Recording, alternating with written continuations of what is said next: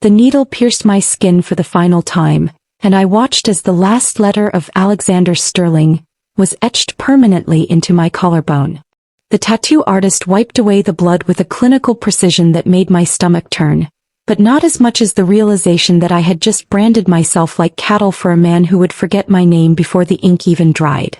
My hands shook as I stared at my reflection in the mirror across the room, seeing not myself but a desperate sister who had sold her dignity for $2.3 million. The worst part wasn't the physical pain.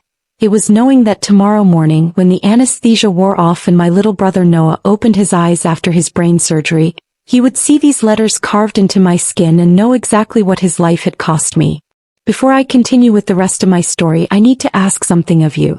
If this resonates with you, if you understand what it means to sacrifice everything for family, please hit that like button. Subscribe to this channel because I'm sharing the rawest, most honest parts of my life here, and I need to know I'm not alone in this darkness. Comment below and tell me where you're watching from and what time it is. I want to feel connected to you wherever you are in the world. If you have any advice for someone who's made the kind of choices I've made, please share it. I'm praying for each one of you reading this, and I want you to know that your presence here, your willingness to listen to my pain, means more than you'll ever understand. You're not just viewers, you're my lifeline right now, and I'm grateful for every single one of you who chooses to stand with me in this moment. 6 months earlier, I was just Sophia Martinez, a 28-year-old graphic designer living in a cramped 2-bedroom apartment in Austin, Texas, with my 19-year-old brother Noah. Our parents died in a car accident when Noah was 12, leaving me to raise him on a designer's salary that barely covered rent, let alone college tuition. But Noah was brilliant, the kind of brilliant that made teachers stop mid-sentence to stare at his test scores. He'd gotten into MIT with a full scholarship, and for the first time since our parents' funeral, I felt like maybe we were going to make it.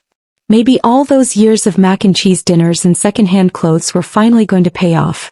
The headaches started during Noah's sophomore year. At first we thought it was stress. The pressure of maintaining his grades, the long hours in the lab, the constant worry about money. I'd find him collapsed over his textbooks at 3 a.m., his face twisted in pain, muttering about how the numbers on the page were starting to blur together. When he started vomiting every morning, I forced him to see a doctor. The campus health center ran some basic tests and prescribed stronger painkillers, dismissing his symptoms as typical college stress. But I knew Noah. I'd raised him. This wasn't stress. This was something else entirely. The seizure happened during his calculus exam. One moment he was solving differential equations, the next he was convulsing on the classroom floor while his classmates screamed for help. The ambulance ride to Massachusetts General Hospital was the longest 23 minutes of my life, watching my baby brother's body betray him while paramedics worked to keep him stable. The emergency room doctor, Dr. Patricia Hendricks, was kind but brutally honest. The CT scan showed a mass in Noah's brain, a tumor pressing against his temporal lobe, growing larger each day. Without immediate surgery, he had maybe 6 weeks to live. The surgery itself would cost $1.8 million. The follow-up treatments, rehabilitation, and ongoing care would bring the total to $2.3 million. Our insurance, the bare-bones plan I'd managed to afford, would cover maybe 30% if we were lucky. Dr. Hendricks gave me a list of charity organizations and suggested we start a GoFundMe, but her eyes told me what her words couldn't, that most families in our situation never raised enough money in time. Noah lay unconscious in the ICU, tubes and wires connecting him to machines that beeped with mechanical indifference, while I sat in the hallway outside his room and called every bank, every loan company, every distant relative I could think of. The answer was always the same. No collateral, no cosigner, no loan. I was crying into my 3rd cup of hospital coffee when I overheard 2 nurses talking about a patient in the VIP wing. Alexander Sterling, they whispered, the tech billionaire who'd made his fortune developing AI software. He was here for some routine procedure, but the entire staff was buzzing about his eccentric reputation. One nurse mentioned how he'd paid for a stranger's surgery last year, but only after the patient agreed to name their firstborn after him. Another laughed about his collection of bizarre memorabilia. Everything from Napoleon's toothbrush to a lock of Einstein's hair. Rich people and their weird obsessions, they said, shaking their heads as they walked away. That's when the idea hit me like a freight train. I researched Alexander Sterling on my phone, reading every article I could find about his charitable donations, his business ventures, his personal life. The man was worth $47 billion, but he was also famously eccentric. He'd once bought a small town in Montana just to rename it after his dog. He collected vintage typewriters and claimed to have purchased John Lennon's piano for $2.1 million. Most importantly, he seemed to enjoy making deals that other people found bizarre or degrading. There were rumors about contracts he'd made with struggling artists, writers, and inventors, always offering financial salvation in exchange for something deeply personal. I spent 3 days crafting the perfect email. I told him about Noah, about the tumor, about the cost of the surgery. I told him about our parents' death, about raising my brother alone, about how desperately I needed his help. But I also told him I wasn't asking for charity. I was proposing a business transaction. I offered him something I was certain no one else ever had. I would let him tattoo his name permanently on my body in exchange for paying Noah's medical bills. The email was 12 paragraphs long, each word chosen carefully to appeal to his ego while maintaining what little dignity I had left. He responded within 2 hours.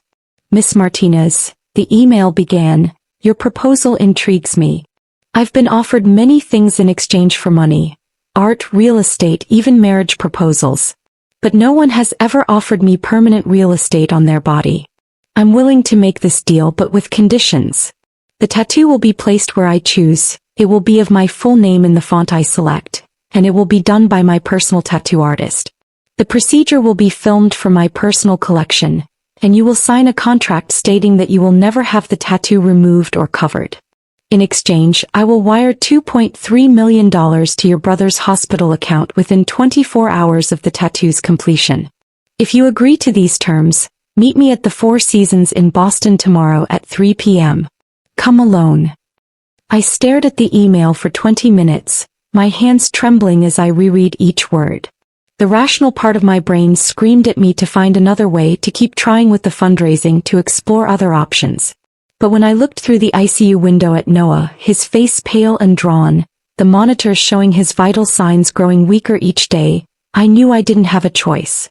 I had to save him no matter what it cost me. The Four Seasons lobby was intimidating in its opulence. Marble floors, crystal chandeliers, and the kind of quiet that only comes with extreme wealth. Alexander Sterling was waiting for me in the penthouse suite, and he wasn't what I'd expected. The photos online showed a man in his 50s with salt and pepper hair and sharp features, but in person he seemed smaller somehow, more ordinary. He wore a simple black sweater and jeans, and when he smiled it didn't reach his eyes. He offered me champagne, which I declined, and then he laid out the contract on the mahogany table between us. The document was 15 pages long, filled with legal jargon that made my head spin. My name would be tattooed across my collarbone in Times New Roman font, size 18 in black ink. The procedure would take approximately 4 hours and would be performed by Viktor Petrov, Sterling's personal tattoo artist who had apparently worked on several celebrities. I would not be allowed to take pain medication beyond what was necessary for the procedure itself. Sterling wanted me to feel every moment of it. The filming would be done by a professional crew and I would have no rights to the footage. Most disturbing of all, the contract included a clause stating that if I ever attempted to remove or significantly alter the tattoo, I would owe Sterling $4.6 million, double what he was paying me. Why? I asked him, my voice barely above a whisper. Why do you want this? Sterling leaned back in his chair, studying me with the detached interest of a scientist examining a specimen. Because I can, he said simply. Because most people talk about what they do for family, but very few are willing to prove it. You're about to become a living testament to sacrifice, Miss Martinez. Every time you look in the mirror, every time someone asks about that tattoo, you'll remember that you loved your brother enough to permanently mark yourself for him. That's beautiful in a way. I signed the contract with a pen that cost more than my monthly rent, and 2 hours later, I was lying on a table in Sterling's private tattoo studio, watching Victor prepare his equipment. The studio was sterile and professional, but the cameras positioned around the room made it feel like an operating theater. Sterling sat in a chair nearby, occasionally giving directions to Victor about the placement or depth of the needle.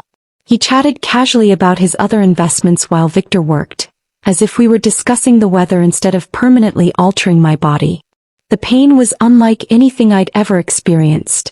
Victor was skilled, but Sterling had chosen a location that made every letter agony. The collarbone has very little fat or muscle to cushion the needle, and each stroke felt like being carved with a knife. I bit down on a leather strap to keep from screaming, tears streaming down my face as Victor methodically spelled out Sterling's name across my chest. Sterling watched with fascination, occasionally asking me how I was feeling or if I regretted my decision. I couldn't speak, but I shook my head each time. For Noah, I reminded myself. For Noah. When it was over, I looked at myself in the mirror and felt something inside me break. The tattoo was professionally done, the letters crisp and clear, but it wasn't just ink on skin. It was a brand. I was marked now, owned in a way that went beyond legal contracts. Sterling seemed pleased with the result, taking several photos with his phone before dismissing Victor and the camera crew. He handed me an envelope containing the wire transfer confirmation and a business card. "If you ever need anything else," he said, "and you're willing to pay my price, call me. I have a feeling this won't be the last time we do business." I left the Four Seasons that night with $2.3 million in Noah's hospital account and a permanent reminder of what I'd sacrificed burned into my skin. The surgery was scheduled for the following morning, and Dr. Hendricks assured me that Noah's chances were excellent now that we could afford the best surgical team in the country. I should have felt relief, triumph even. Instead, I felt hollow, as if I'd traded away a piece of my soul along with my unmarked skin. Noah's surgery lasted 14 hours. I spent every minute of it in the waiting room, my new tattoo burning under the bandages, replaying the events of the past week in my mind. When Dr. Hendricks finally emerged with a tired but genuine smile, I knew before she spoke that the surgery had been successful. The tumor was gone, she told me, removed completely with no damage to surrounding tissue. Noah would need several months of recovery and rehabilitation, but he was going to live. He was going to be okay. I was allowed to see him 2 hours after he woke up.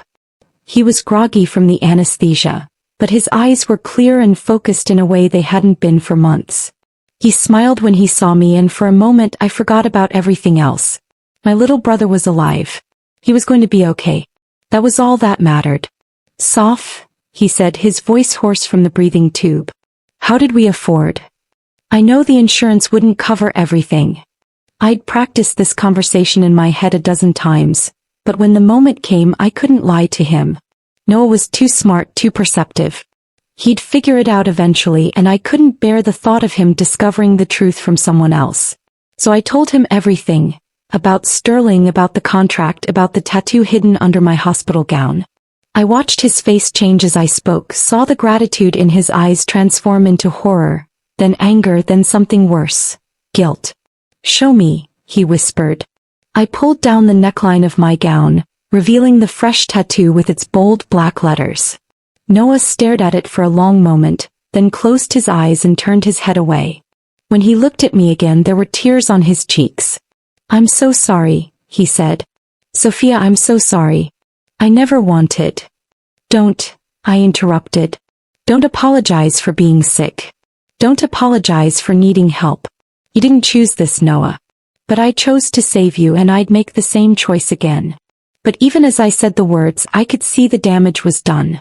Noah blamed himself for my sacrifice, and no amount of reassurance could change that. The surgery had saved his life, but it had also created a gulf between us that I didn't know how to bridge. Noah's recovery was long and difficult.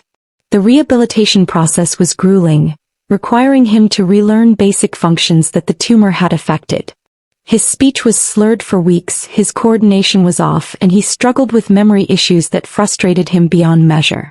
But he was alive, and slowly, steadily he was getting better. The medical team was amazed by his progress, calling him a miracle patient. I visited him every day, bringing him books and puzzles, helping him with his exercises, pretending that everything was normal. But nothing was normal. The tattoo had healed, but it served as a constant reminder of what I'd done. I couldn't wear low-cut shirts or tank tops without revealing Sterling's name etched into my skin. I'd catch Noah staring at it sometimes, his expression unreadable. The guilt was eating him alive and I didn't know how to help him carry it. 3 months after the surgery, Noah was discharged from the hospital. He'd made remarkable progress, but he wasn't the same person who'd collapsed in that calculus class. The tumor and the surgery had changed him, and not just physically. He was withdrawn, quiet in a way that worried me.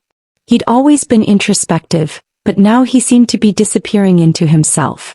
He refused to go back to MIT, claiming he wasn't ready, but I suspected it was more than that.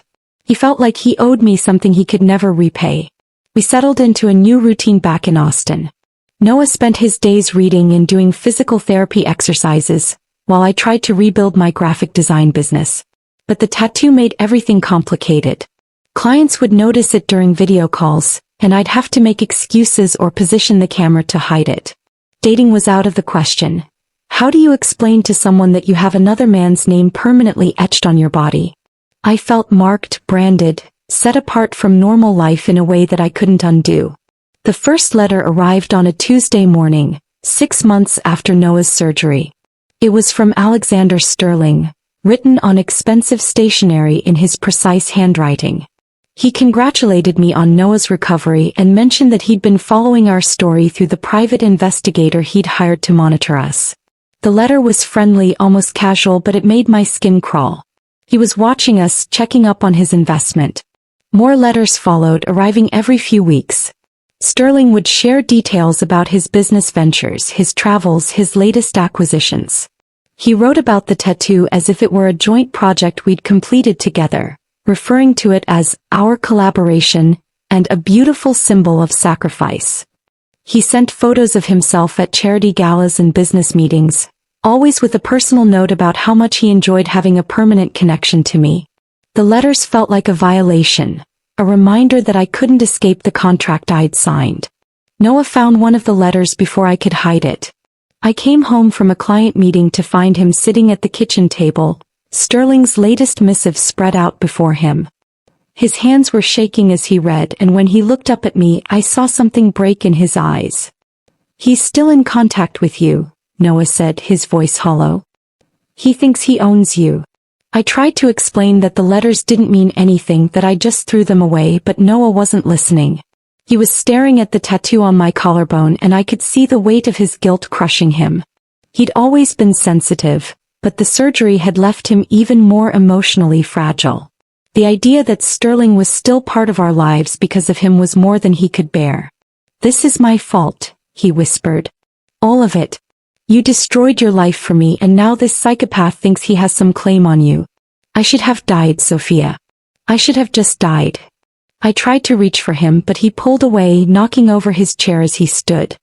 He ran to his room and locked the door, ignoring my pleas to let me in.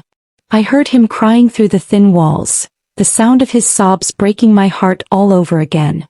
I'd saved his life, but I was watching him die anyway, crushed under the weight of what I'd sacrificed for him. The next morning, Noah was gone. He left a note on his pillow, written in the careful handwriting I'd helped him practice when he was learning to write. The note was short. "I can't live knowing what you gave up for me. I'm sorry for everything. Please don't try to find me. I love you." I called the police, but they said they couldn't file a missing person report for 48 hours since Noah was an adult. I spent 2 days driving around Austin, checking every place I thought he might go. The library, the park where we used to feed ducks, the cemetery where our parents were buried. I called his few friends from MIT, but none of them had heard from him. It was like he'd vanished into thin air. On the 3rd day I found him. He was sitting on a bench by Town Lake, staring out at the water with empty eyes. He looked like he'd been there for hours, maybe days. When I sat down beside him, he didn't acknowledge me. He just kept staring at the water, his hands folded in his lap. "I keep thinking about what you said." He finally spoke, his voice barely audible. "About making the same choice again. But what if the choice was wrong? What if saving me wasn't worth what you lost?" I tried to tell him he was wrong, that he was worth everything, but he shook his head. "Look at yourself, Sophia. Really look. You can't date anyone because you have another man's name carved into your skin. You can't wear normal clothes. You can't escape what you did, and neither can I. Every time I see that tattoo, I remember that I'm alive because you sold a piece of yourself to a monster.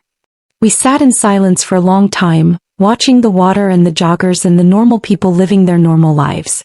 I wanted to find the right words to fix everything, to make him understand that his life was worth any sacrifice. But deep down I was starting to wonder if he was right. Had I made the wrong choice? Had I saved him only to doom us both to a different kind of suffering?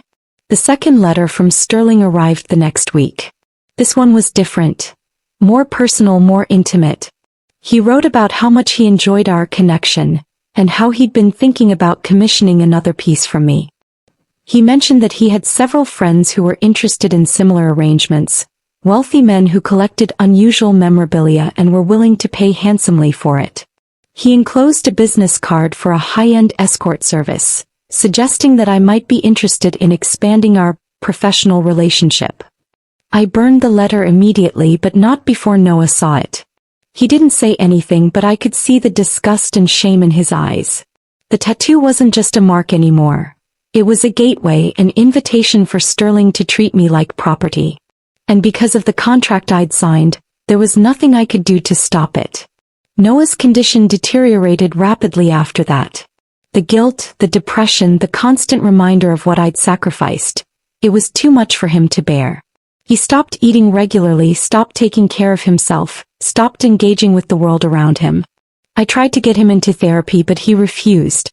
He said he didn't deserve help, that he'd already cost me too much. The vibrant, brilliant boy I'd raised was disappearing before my eyes, replaced by a shell of guilt and self-loathing. The end came on a rainy Thursday morning in March. I woke up to find Noah's bed empty, his window open, and another note on his pillow. This one was longer, more detailed. He wrote about how much he loved me, how grateful he was for everything I'd done, and how sorry he was that he couldn't live with the weight of my sacrifice. He wrote about the tattoo, about Sterling, about how he couldn't bear to see me branded like cattle because of him. He wrote about our parents, about how he hoped to see them again, about how he was tired of being a burden. I found him at the cemetery, sitting beside our parents' graves. He'd taken a bottle of pills, painkillers left over from his surgery. By the time I got there, he was already unconscious. I called 911, performed CPR, begged him to come back to me, but it was too late. My brilliant, beautiful baby brother was gone, and all the money in the world couldn't bring him back. The funeral was small. Just a few of Noah's friends from MIT, some neighbors, and me. I wore a black dress with a high collar to hide the tattoo, but I could feel it burning against my skin anyway. Everyone offered their condolences, said Noah was in a better place now, but their words felt hollow. He wasn't in a better place, he was gone, and it was my fault. I'd saved his life only to watch him die from the guilt of it. As I stood beside his grave, watching them lower the casket into the ground, I thought about what Noah had said about making the wrong choice. He was right, wasn't he? I'd sacrificed my dignity, my body, my future for nothing. I'd let a billionaire brand me like livestock, and my brother had died anyway, not from the tumor but from the shame of what I'd done to save him.